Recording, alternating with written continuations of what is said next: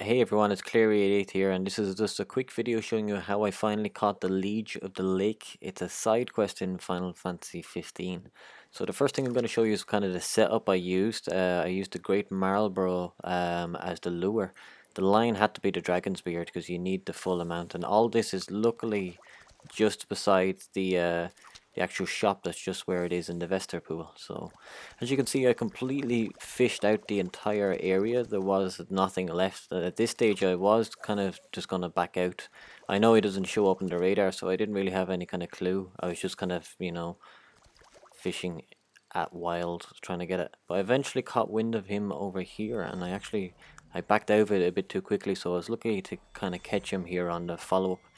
He's a very hard fish. Obviously, he's the hardest one I've came across so far, and I just wanted to provide you with some tips so that hopefully it can make your journey to catching him just a little bit easier as well. So I'm level actually 8. I'm level 8 when I started this, and that provides some bonuses to your line endurance and its durability, and that really helped as well. I found, because I tried to get them 3 or 4 times after this and I couldn't maintain the durability of my line. But it really helped after hitting level 8, so maybe you want to consider only going after this once you're at the high fishing level. But basically what you want to do is, obviously you have to keep him turned to the left or the right and then not create any sort of red tension. So to reel him in, you use R2, and that might obviously cause the tension.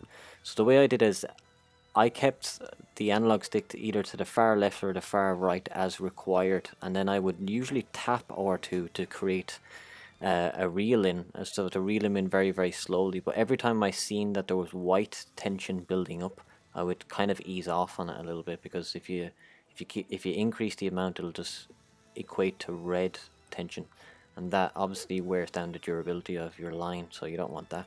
So I took it easy here, and then once you can see these moments here, you can get away with it. But then the red tension, you need to correctly adjust your line, and the second you feel white tension, never mind red tension, I always, whenever there was white tension, I stopped holding R2 in order to, ease the line and hopefully not create and wear down the durability. Catching this guy is always, it's all really about knowing when to hold R2 and not wearing down the durability of your line quickly. So it took me about 6 minutes to reel him in total here. You can see it's a very slow process, so I won't be speaking for the entire amount, but you'll see at the very end on how I kind of got him in. He does do an attempt to escape, which is basically them kind of jumping up into the air, and there's a QTE, a quick time event, where you have to basically press the analog stick.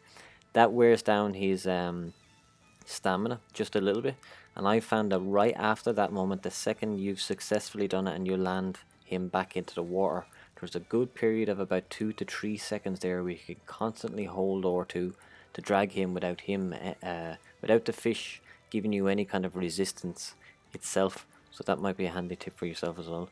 So like I said, it's basically just a long game. You have to win him out. He's going to constantly turn to left and right and wriggle. Don't do any sort of reeling in while that's happening.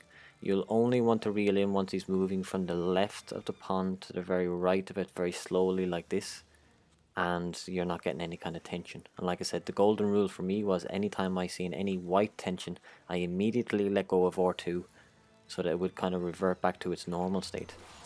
And there's the jump, like I said. So here's the part where now we can constantly hold R2 and drag him in for a good 2 or 3 seconds, and then he goes back to kind of resisting, and then that's at the time where you're going to have to ease back up and go back into the follow-up then, and just make sure to get it. So I'm just going to forward skip it just here now for the moment. And towards the end, he actually provided a lot of resistance. He was very tough to kind of capture, constantly wriggling just in the right side. He never went full way across the lake anymore. And then at the very end here, there was very short lapse in between his left and right movements. So you really need a lot of durability in your line towards the end, because he definitely tests you a lot. So like I said, you're probably better off doing it once you're a higher fish level. And then one last grasp, he just tried to do a jump, but eventually I had actually gotten him. So I don't think you actually get anything for catching him besides from the pleasure of actually knowing that you did it. You get a few scales and you get an improved lure to use. So I might use that in some of the other fish that I'm going to attempt, some of the other big fish I'm going to attempt in the Final Fantasy V world. So I just wanted to kind of make this video to show you hopefully what to do and exactly and how I managed to achieve catching this fish.